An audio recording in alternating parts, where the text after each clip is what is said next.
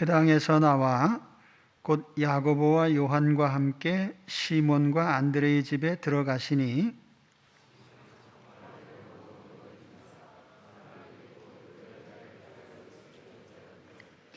나아가사 그 손을 잡아 일으키시니 열병이 떠나고 여자가 그들에게 수종드니라.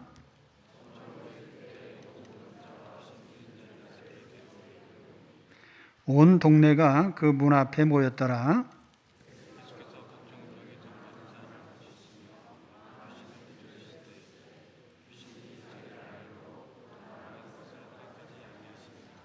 아멘. 오늘은 치유 사역에 대한 말씀을 드리겠습니다. 베드로 장모가 열병에 걸려 있을 때에 주님께서 치료해 주셨고, 또 이어서 많은 가버나움 사람들이 몰려왔는데 몰려온 여러 환자들을 주님께서 치료해 주셨습니다. 오늘 이 말씀을 듣는 중에 우리 주님께서 우리의 모든 병도 치료해 주시기를 우리 간절히 기도드립니다. 시몬의 장모가 열병으로 누워 있었습니다. 가버나움 회당에서 나오신 직후에 주님은 제자들과 함께 베드로와 안드레의 집으로 가셨습니다.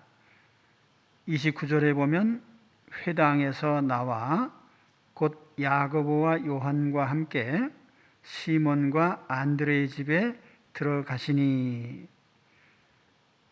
이 문장으로 봐서 예수님께서 야고보와 요한과 함께 동행하셨고, 아마 시몬과 안드레는 먼저 집으로 갔을 것 같습니다. 헬라어 성경에 보면은 회당에서 나왔다는 말과 집으로 들어갔다는 동사가 남성 복수형으로 되어 있어서 네 제자가 동행했을 가능성도 있고, 또 두 제자가 같이 동행했을 가능성도 있습니다. 아무튼 예수님께서 베드로의 집을 방문하셨어요. 어떤 주석가는 안식일 식사를 위해서 같이 가셨다고 이렇게 해석을 했습니다. 만일 그렇다면 베드로와 안드레는 예수님을 집에 초대하는 것이 무척 미안했을 것입니다. 왜냐하면 베드로의 장모가 열병으로 누워 있었고, 또 아내는 장모를 간호를 하고 있었기 때문에 손님을 대접할 겨를이 없었기 때문이죠.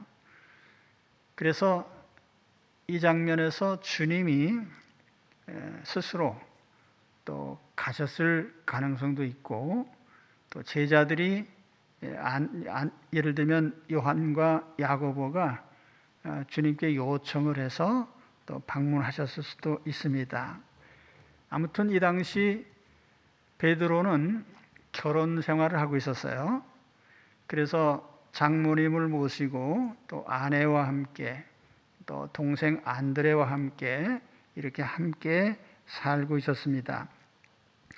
로마 교회는 베드로를 초대 교황이라 하고 성직자의 독신주의를 유지하고 있습니다. 그런데 실상 베드로는 결혼 생활을 했습니다.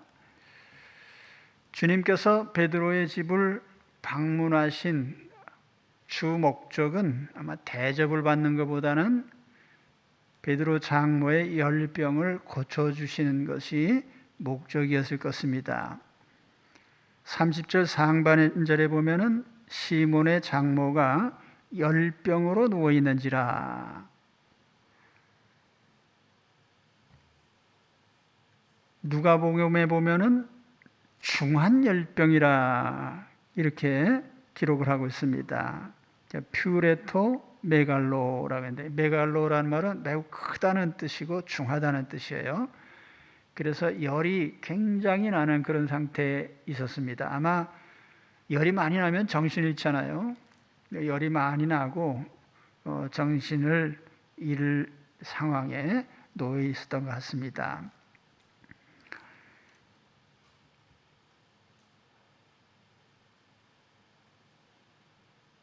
오늘 우리 중에 병원에 다니지 않는 사람은 거의 없을 겁니다. 건강한 사람도 나이가 들면 병원 단골 손님이 돼요. 정기적으로 병원에 다니면서 우리가 검진을 받으면 그것도 참 감사한 일이죠. 그런데 문제가 되는 것은 비상사태가 발생했을 때죠. 어떤 돌발적인 상황이 벌어졌을 때, 아마 여기 베드로의 장모가 갑자기 열이 나고 누워있는 이런 상황이 아마 위험한 상황이 아닌가 생각합니다. 우리가 살아가는 동안에 무수히 많은 이런 위경에 처하게 됩니다. 그럴 때 우리 사람에게는 대책이 별로 없죠. 오늘 주님께서 이러한 상황에 베드로의 가정을 방문하시고 또 치료를 해 주셨습니다. 오늘 우리 중에 어떤 위경에 있거나 또 어떤 중병에 있거나 주님께서 오늘 우리 가운데 찾아오시기를 우리 주님의 이름으로 축원합니다. 이와 같이 주님께서 찾아오실 때에 주변에 있는 사람들이 주님께 요청을 했습니다. 베드로의 장모의 병을 고쳐달라고, 또 열병을 치료해달라고 요청을 했어요. 아마 야고보와 요한이 주도적으로 요청하지 않았을까 생각합니다. 30절 하반절에 보면은 사람들이 곧 그 여자에 대하여 예수께 여짜온대. 여기 여짜온대라고 한 것은 말을 했다는 뜻이에요. 그러니까 주님께 이야기를 했다. 그 상황에 대해서 설명을 한 것이죠. 여기 사람들이라고 했는데 아마 안드레 베드로의 동료였던 야고보 요한이 자세하게 주님께 말씀을 드렸을 것입니다. 자, 우리가 이 장면에서 해야 될 것은 우리가 병들었을 때에 주님께 아뢰야 된다는 것입니다. 주님께 아뢰는 것이 첫 번째 절차입니다. 우리가 아프면 제일 먼저 병원에 갈 궁리하잖아요. 어느 병원으로 갈까? 나는 대한민국에 병원이 많고 또 세계 최고의 의료진이 있는 것에 대해서 감사를 드립니다.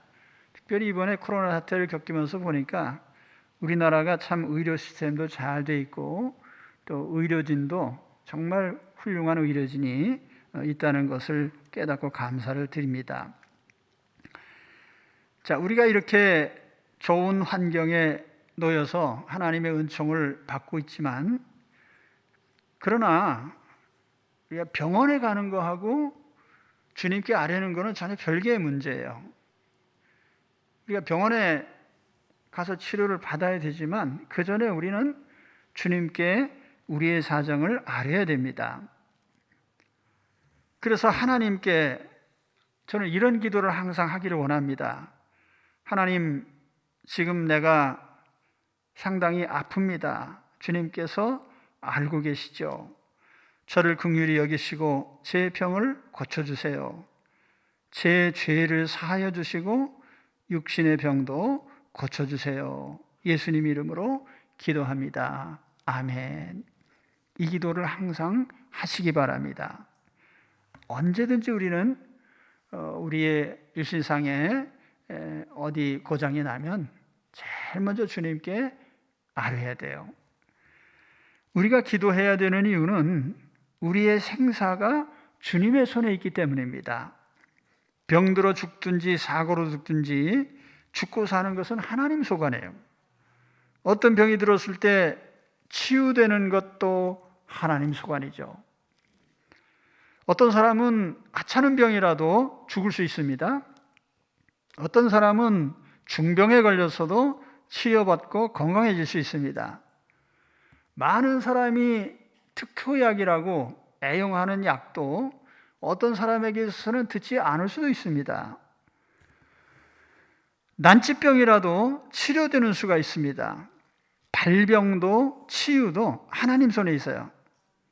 그렇기 때문에 우리는 감기 몸살처럼 가벼운 병이라도 우리 하나님께 기도해야 되고요. 또는 중병이 걸렸을 때 물론 우리 주님께 먼저 기도드려야 됩니다. 오늘 말씀을 보니까 특히 나와 가까운 사람들을 위해서 우리는 함께 기도해야 돼요. 본문에 보면은 베드로의 동료들이 주님께 여쭈었습니다.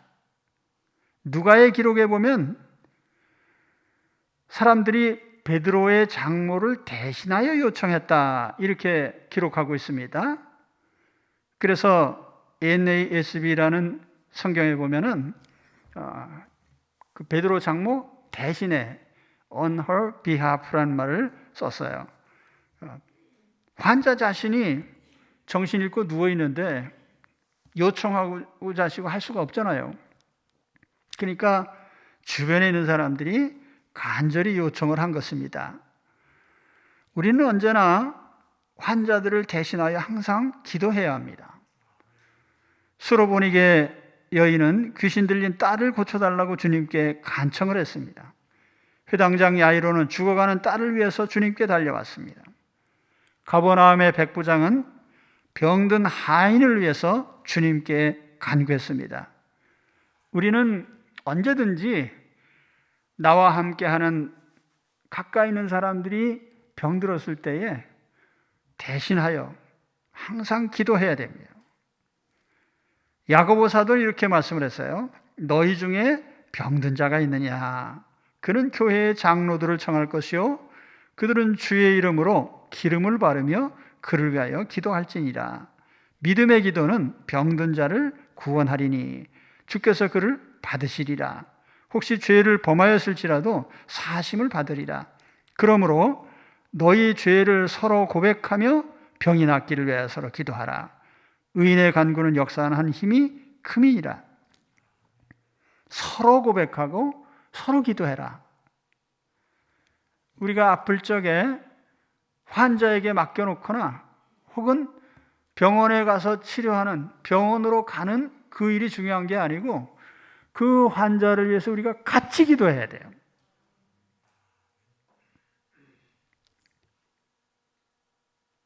그래서 오늘 우리가 코로나19와 같은 이런 상황이 벌어졌을 때 우리는 항상 기도해야 됩니다.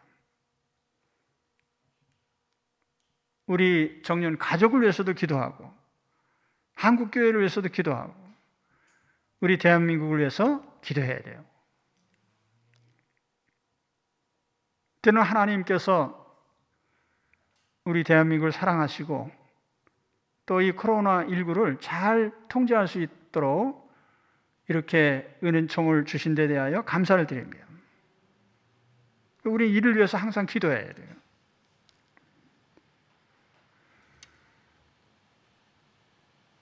주님께서 베드로 장모를 단번에 고쳐주셨습니다. 이 단번에 고쳐주신 점을 강조합니다. 31절 상반절에 보니까 나아가사 그 손을 잡아 일으키시니 열병이 떠나고, 여기 나아가사라고 했는데 우리말에는 나아간다는 표현을 했고 또 영어 성경에는 came to her, 그녀에게 다가왔다고 이렇게 표현을 합니다. 주님께서 환자를 향해 다가오신 거죠. 그리고 손을 잡아 일으키시니 열병이 떠났다 이렇게 마가 기록하고 있죠. 마태와 누가는 약간 다르게 기록을 합니다. 마태는 이렇게 말씀을 해요. 그의 손을 만지시니 열병이 떠나가고, 타치라고 말합니다. 손을 만지셨더니 병이 떠나갔다. 누가는 조금 더 다르게 기록을 했습니다. 누가복음 4장 39절을 보니까 예수께서 가까이 서서 열병을 꾸짖으신데 병이 떠나고, 그러니까 누가의 기록에 보면은 예수님이 환자 곁에 서서 병을 꾸짖으셨더니 병이 치료됐다. 그러니까 관찰의 초점이 좀 다르죠. 손을 잡아 일으켰다 이렇게도 표현하고, 그냥 타치를 했다고도 표현하고, 곁에 서서 꾸짖었다라고도 표현을 합니다. 그러니까 이 여러 가지가 다 종합된 것으로 봐요. 제가 보기에는 의사였던 누가의 기록이 정확하다고 봅니다. 예수님 곁에 서셔서 말씀만으로 충분히 병을 고치실 수 있어요. 그래서 그 앞에서도 우리가 말씀을 봤죠. 귀신을 향하여 명령하시고, 또 주님께서 폭풍과 풍랑을 향해서 명령하시고, 그러니까 주님은 인격체든 비인격체든 생명체든 비생명체든 주님이 명령하시면 그대로 시행이 됩니다. 왜냐하면 주님은 하나님이시니까요. 베드로의 장모의 치유는 즉각적이고 완벽했습니다. 31절 하반절에 여자가 그들에게 수종드니라. 이 수종들었다는 내용을 마태, 마가, 누가가 똑같이 기록하고 있습니다. 그만큼 그 사실이 중요하다는 거죠. 수종들었다. 구체적으로 말하면 손님들이 왔으니까 음식도 장만하고 식탁도 차리고 대접해야 되잖아요. 그러니까 그런 일을 즉각적으로 했다는 거예요. 이건 뭘 말합니까? 베드로 장모의 치유가 완벽했다는 거죠. 치유가 완벽했다. 일반적으로 큰 병을 앓고 나면 요양을 해요. 저도 그런 경험이 여러 차례 있습니다. 병을 앓고 나면 원기를 회복해야 돼요. 그러니까 일정 기간 쉬고 그래야 정상으로 돌아와요.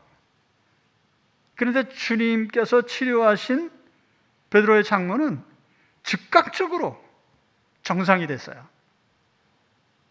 그러니까 음식을 장만하고 손님을 대접할 수 있는, 그러니까 완벽한 치유가 이루어진 거죠.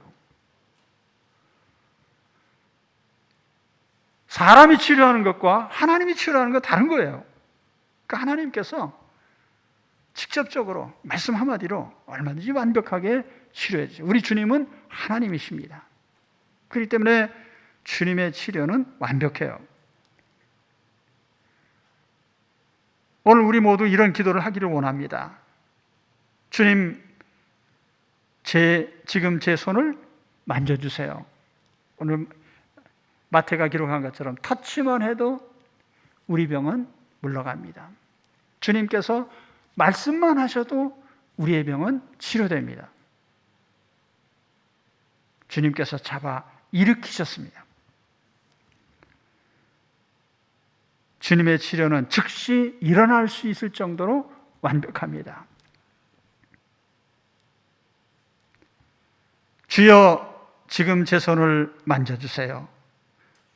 주여, 제게 있는 병이 떠나도록 명령해 주세요.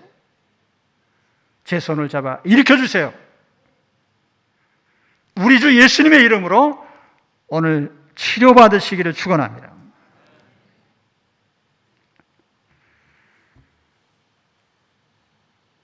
다음 장면은 모든 병자와 귀신 들린 사람을 데려오는 장면이에요. 안식일이 지난 저녁에 환자들이 예수님께 몰려왔습니다. 32절에 보시면 저물어 해질 때에 모든 병자와 귀신 들린 자를 예수께 데려오니, 환자들이 몰려온 시간은 저물어 해질 때입니다. 자, 마가는 저물어 해질 때라고 이렇게 표현했는데 이 문장이 정확히 번역을 하면은 해가 지고 저녁이 되었을 때입니다. 그러니까 해가 넘어가고 저녁이 됐을 때예요. 그래서 NASB 성경에 보면은 정확히 표현을 하죠. 저녁이 왔는데, 밤이 왔는데 해가 넘어간 후에 밤이 온 그 시점부터 사람들이 막 몰려온 거예요. 이게 왜 중요하냐면은 유대인들은 해가 지면 새날이 되는 거예요. 날이 바뀌는 거죠. 그러니까 예수님께서 회당에서 가르치시고 귀신을 쫓아내시고 베드로 장로의 열병을 고쳐주시고 한 거 다 안식일에 있었던 일입니다. 그런데 해가 졌으니까 안식일이 지난 거예요. 그럼 안식일이 지나면 유대인들은 상당히 자유로워집니다. 안식일에는 긴 거리를 갈 수가 없어요. 여행도 일정 기간, 일정 거리가 넘어가면 못 다닙니다. 또 물건도 운반할 수 없어요. 성경에 보면은 안식일에 침상 들고 간 거 가지고 유대인들이 따졌죠. 안식일에는요, 물건 운반하면 안 돼요. 의자 하나 들고 가고 침상 들고 가고 안 됩니다. 요즘도 유대인들 중에 보수적인 유대인들이 있어요. 유대인도요, 신앙의 종류가 세 종류입니다. 첫째는 철저한 보수적인 유대교가 있어요. 두 번째는 그저 중간쯤 되는 유대인들이 있습니다. 그 세 번째는 아주 신앙이 없는 유대인도 있어요. 그런데 이 보수적인 유대인들을 보면 지금도 안식일이 되면 일체 노동을 안 해요.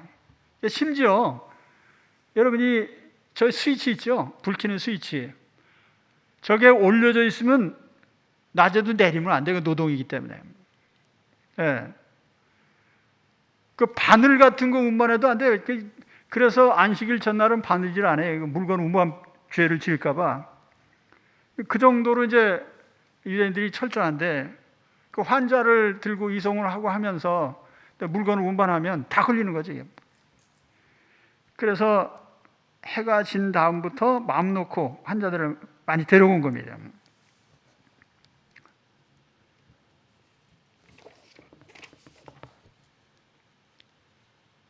온 동네가 베드로의 집 문 앞에 모였어요. 33절에 보면은 온 동네가 그 문 앞에 모였더라. 우리 개역 개정판에 보면 모였더라라고 했고 다른 번역들을 보면 모여들었다고 이렇게 번역을 합니다. 지속적으로 계속 사람들이 온 거예요. 베드로의 집으로. 가버나움에 있는 중환자들이 아마 다 온 것 같아요. 가까이서도 오고 멀리서도 오고. 환자들의 종류는 두 종류입니다. 하나는 육신의 질병이죠. 다른 하나는 귀신 들린 사람이에요. 육신의 병이나 정신질환이나 똑같이 치료받아야만 됩니다. 아마 현대 환자들 가운데는 이 정신질환도 매우 심각해요. 그래서 우리가 육신의 병도 고쳐야 되고 정신질환도 치료받아야 돼요. 주님 앞으로 나오면 오늘 말씀해 보세요. 주님이 너는 안 돼. 그리고 돌려보낸 사람이 없어요. 다 치료해 주셨습니다. 할렐루야. 오늘 우리 주님 앞에 나오면 치료받아요. 그래서 우리가 주님 앞으로 나오는 게 중요해요. 주님을 만나야 돼요. 오늘 주님 앞에 나오셔서 육신의 병도 치료받으시고 마음의 병도 치료받으시기 바랍니다. 육신의 병, 마음의 병, 오늘 주님 앞에 나오셔서 환자들의 심정 아시겠죠? 가버나움에 그 많은 사람들이 해지자마자 베드로의 집으로 몰려든 그 심정으로 우리는 주님께 나와야 됩니다. 그리고 주님으로 말미암아 치유받으시기를 축원합니다. 마지막으로 말씀드리고 싶은 것은 영혼의 치유를 받으라는 거죠. 자, 주님께서 각종 병을 고쳐주셨습니다. 34절 상반절에 보니까 예수께서 각종 병이 든 많은 사람을 고치시며, 각종 병이에요. 병은 알려진 병도 있고 알려지지 않은 병도 있습니다. 코로나19 같은 것은 알려지지 않았기 때문에 두려워하는 거예요. 백신도 없고 치료제가 마땅치 않고. 우리가 일반적으로 어떤 병명을 얘기할 때 알려진 병은 병원에서 치료합니다. 어떤 형태로든 치료를 시도하죠. 그런데 알려지지 않은 병이 더 많아요. 바이러스 같은 것은 더욱더 그렇습니다. 바이러스 같은 경우에는요, 무수히 많은, 무한대로 많은 바이러스 가운데 극히 일부가 사람에게 감염병을 일으키면 그때 우리가 이제 난리를 치는 거죠.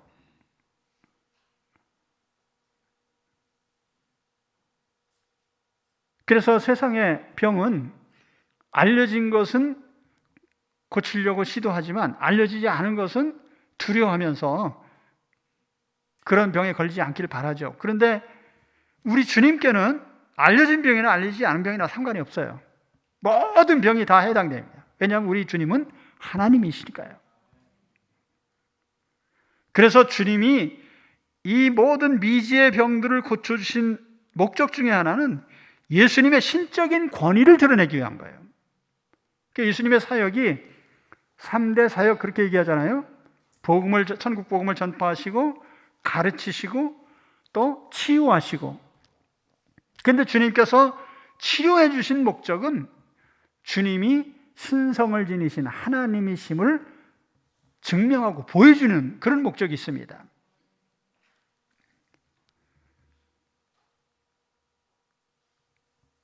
주님께는 못 고칠 질병이 하나도 없습니다.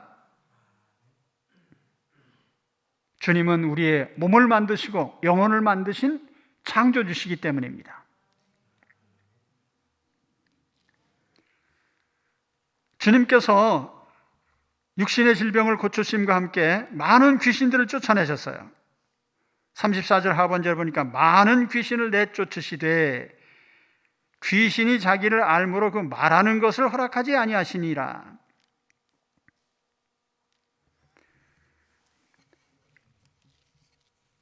귀신을 쫓아내셨다는 것에 대해서는 제가 앞서 말씀드린 바 있기 때문에 설명을 하지 않겠습니다. 그런데 귀신이 쫓겨가면서 예수님에 대해서 신상 발언을 하지 못하도록 했어요.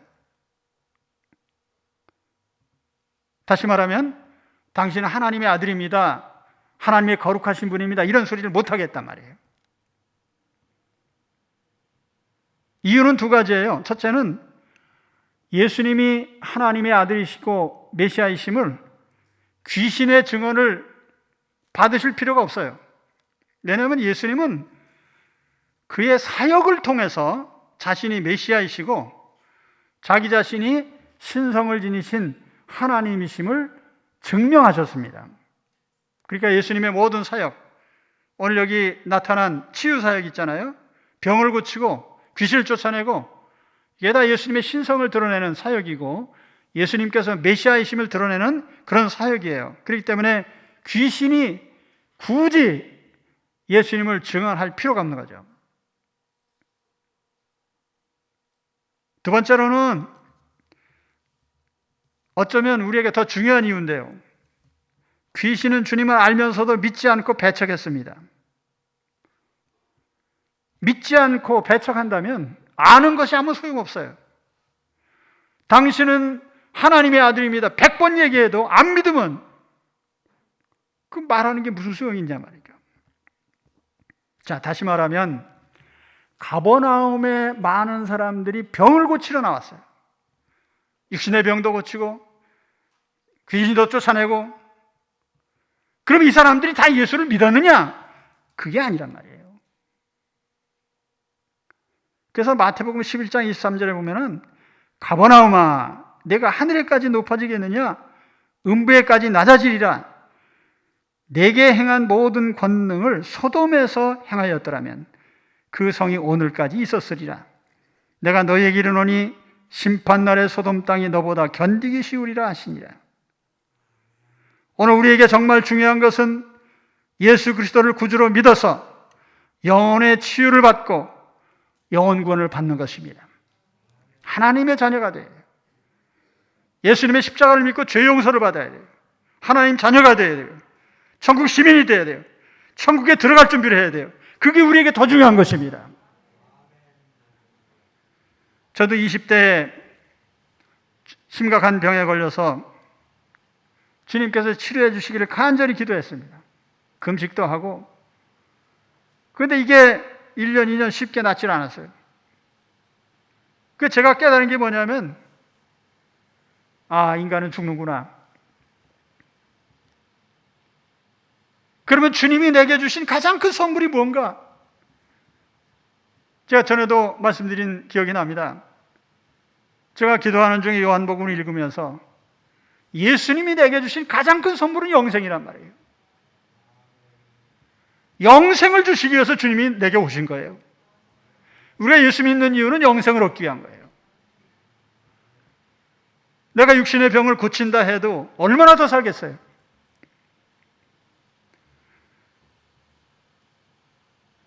그렇기 때문에 우리가 예수 그리스도를 믿는 것은 영생을 위하고 천국에 들어가기 위한 것입니다.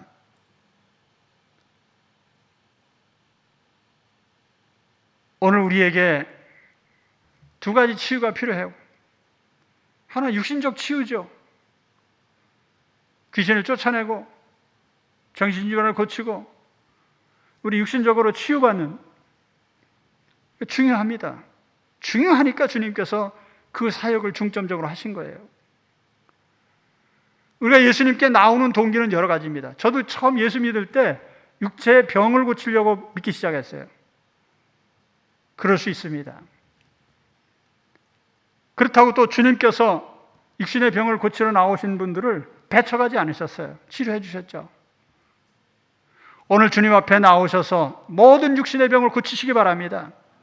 불치의 병이든 힘든 병이든 어려운 병이든 모르는 병이든 우리 주님께서 다 100% 치료해 주시기를 간절히 축원합니다. 또 한 가지 더 중요한 것은 우리는 예수님을 믿어야 돼요. 구주로 믿고 영접해야 돼요. 예수님이 오신 이유는 단순히 열병만 쫓아내시기 위한 게 아니에요.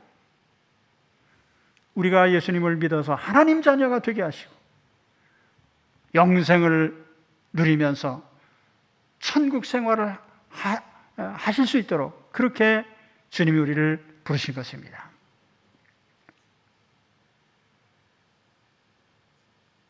오늘 우리 두 가지 치유를 완벽하게 받으시기 바랍니다. 육신의 병 우리 주 예수님의 이름으로 치료받으세요. 또 예수님을 구주로 믿어서 하나님 자녀가 되시고 천국에 들어갈 준비를 완료하시기 바랍니다. 그러면 우린 예수님으로 말미암아서 병 때문에 고민할 일이 없어지는 거죠. 이러한 주님의 완벽한 치유가 오늘 주님 가운데 주님의 은혜로 우리에게 임하시기를 주 예수님의 이름으로 축원합니다. 기도하겠습니다.